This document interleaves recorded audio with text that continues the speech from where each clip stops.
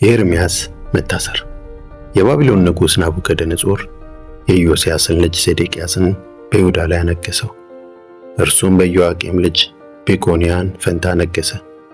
ነገር ግን እርሱም ሆነ መኳንንቱ የምድሪቱም ሕዝብ በነቢዩ በኤርምያስ አማካኝነት የተነገረውን የእግዚአብሔርን ቃል አልሰሙም። ንጉሡ ሴዴቅያስም ወደ አምላካችን ወደ እግዚአብሔር ስለኛ ጸልይ በማለት የሰሌምያን ልጅ ዮካልንና ካህኑን የሜስያን ልጅ ሶፎንያስን ወደ ነቢዩ ወደ ኤርምያስ ላከ። ኤርምያስ ገና እስር ቤት ስላልገባ በሕዝቡ መካከል እንደ ልቡ ይወጣና ይገባ ነበር። የፈርዖንም ሰራዊት ለግብፅ ወጥቶ ነበርና ኢየሩሳሌምን ከበው የነበሩት ባቢሎናውያን ይህን ሲሰሙ ኢየሩሳሌምን ለቀው ሄዱ። የእግዚአብሔርም ቃል ወደ ነቢዩ ወደ ኤርምያስ እንዲህ ሲል መጣ። የእስራኤል አምላክ እግዚአብሔር እንዲህ ይላል፣ ትጠይቁኝ ዘንድ ወደ እኔ የላካችሁን የይሁዳ ንጉሥ እንዲህ በሉት፣ ሊረዳችሁ የወጣው የፈርዖን ሰራዊት ወደ ገዛ አገሩ ወደ ግብፅ ይመለሳል።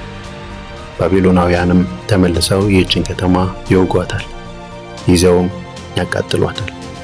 እግዚአብሔር እንዲህ ይላል፣ ባቢሎናውያን በእርግጥ ትተውን ይሄዳሉ ብላችሁ አታስቡ፣ አይሄዱምና ራሳችሁን አታታሉ።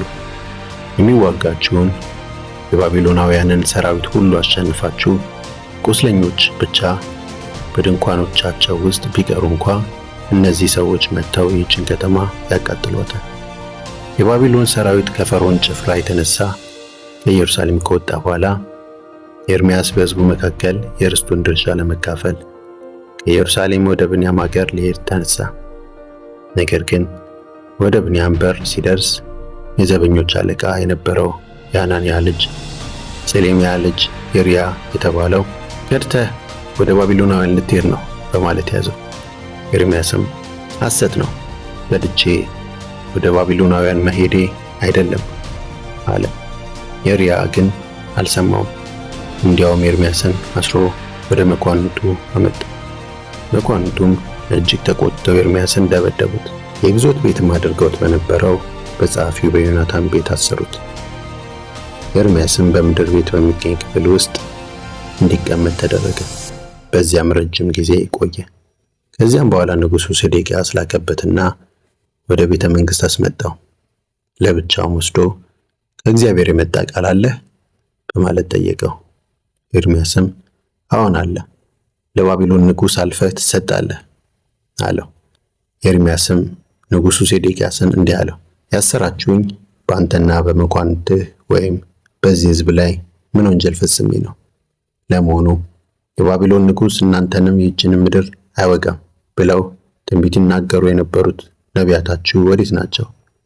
አሁንም ጌታዬ ንጉሥ ሆይ እባክህ አድምጠኝ፣ ልመናዬን በፊትህ ላቅርብ።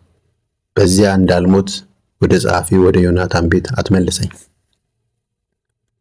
ንጉሡም ሴዴቅያስ ኤርምያስ በዘብ ጠባቂዎች አደባባይ እንዲቀመጥና በከተማይቱ ያለው እንጀራ እስኪያልቅ ድረስ ከእንጀራ ጋጋሪዎች ሰፈር በየቀኑ አንድ እንጀራ እንዲሰጠው አዘዘ። ስለዚህ ኤርምያስ በዘብ ጠባቂዎች አደባባይ ተቀመጠ።